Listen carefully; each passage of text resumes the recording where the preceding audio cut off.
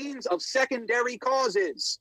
Then here's the criticism of the Ash'ari position, which Jafed was talking about. This is Ibn Taymiyah talking.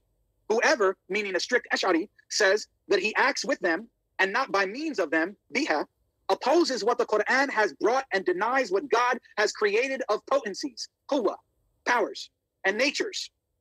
Whoever opposes the idea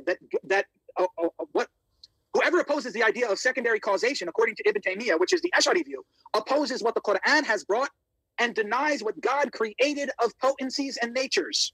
This is similar to denying what God created of potencies that are in living beings, by which living beings act, like the power of the servant. So the servant himself has the quwwah, has a power to actually act, has the potency to act. This is what Ibn Taymiyah said. So does he reject secondary causation? No. Now, that was what Ibn Taymiyah said. Now, this is John Hoover's explanation of that text. He says, in other texts, Ibn Taymiyah gives numerous examples of God's creation through secondary causality. The Tadmuriyah, which is a famous text written by Ibn Taymiyah, passage translated above, includes a polemic first against those who say that God creates only with or at the instance of the causes, but not by them. This is leveled against the tradition of strict Ash'arism, in which whatever appears to be causally connected is simply a matter of God creating things conjoined at the same place and time. So the view that Jafed is talking about, Ibn Taymiyah criticizes, and John Hoover is mentioning that. He says the human act does not occur by means, and then he goes on and on further. So the point is, Ibn Taymiyah affirms secondary causality, affirms that the human beings have a quwwah, have a power, and he affirms that secondary causality. Humans have that, right? And secondary causality exists in creation. There are potencies and natures. And he says to deny that, you're going against the Quran. Now, furthermore, John Hoover says, Ibn Taymiyah adds furthermore that God makes one thing a cause of another thing, and that what God has determined has been determined to happen by means of secondary causes. In summing up these positions, Ibn Taymiyah cites a saying which he elsewhere attributes to Al-Ghazali and Ibn al-Jawzi in their writings on complete trust or complete faith. So here's what Ibn Taymiyah quotes from Ghazali and what he's criticizing. Obliterating the causes by denying that they are causes is an aberration with respect to reason.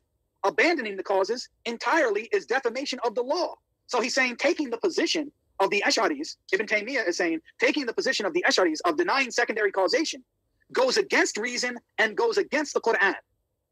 You see that? So when Jafed, when you say it's silly, we agree. That's why we don't have the Ash'ari position. So don't quote the Sanusi creed, right, when you're dealing with an ethody like Daniel. You can't use Imam Ahmed against him and then say, oh, he must also accept what the Ash'ari say and deny secondary causality. You're all over the place. But Ibn Taymiyah he wants to also insist that, perhaps that's what you're saying, I'm not sure I understood exactly what you're saying, but Ibn Taymiyah wants to say each event is necessary by virtue of God's will and power making it so. So, what's the image that I think I use in the writing I did on this?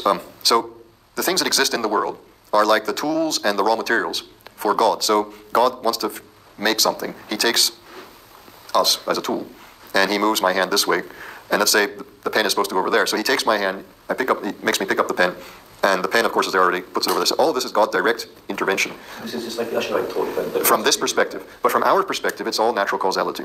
And he has this duality, which he plays frequently, to maintain both that God creates everything directly, because that's retaining God's power, and the natural causality and all of that to bring about responsibility. Give out responsibility. Yeah. Yes, and Fakhruddin Razi works basically the same way. So it's in Kasp theory again, huh? He doesn't use the word cusp, but it's... The way he explains the Kasp theory, the way he explains and the way... You could say it's cusp, but he doesn't use the word... Razi himself says cusp has no meaning. But it's the... Because Razi is a bit inclined toward Maturidiyya anyway. You get away a bit from core of Ash'ari. Now, we're talking about Ibn Taymiyah, who's like early Ash'aris, or even before pre-Abu Hassan's Ash'aris. So the Kasp is the early Ash'ari theory, not later. Yeah. So with Razi, it's a causality, it's a causal chain. But with the perspective that God is always the one directly caused. Aquinas is one of Aquinas' arguments. Okay. The person that is, in Islamic history, it's Abu Hussein al-Basri, is a Mu'tazili, that Fakhruddin Razi and Ibn Taymiyah are interacting with as they talk about this. It's, and Ibn Sina as well. So from one perspective, it's just a causal chain. But from another perspective, both Ibn Taymiyah and Fakhruddin Razi want God to be the direct creator of every event directly. And just on that line, then how he justifies the notion of responsibility, because he was Jewish too anyway. By Kasp theory, they wanted to open a room for responsibility. No, this is what he's saying, there's a reconciliation, there's responsibility. By Kasp, you can do it, but... It's by changing perspectives. Ibn Taymiyah sometimes when he is confronted with this problem will simply change perspectives. So he's talking about how God creates everything, and then somebody will push him and he'll switch perspectives without alerting you as to what he's doing, that we are responsible. He argues, for example, that if there were no human responsibility, there were no accountability, that there would be anarchy on earth. If it didn't matter whether we killed somebody or not, if you kill me, my mother's going to complain, and you can say I'm not responsible. But if somebody kills your mother, you're going to complain, right?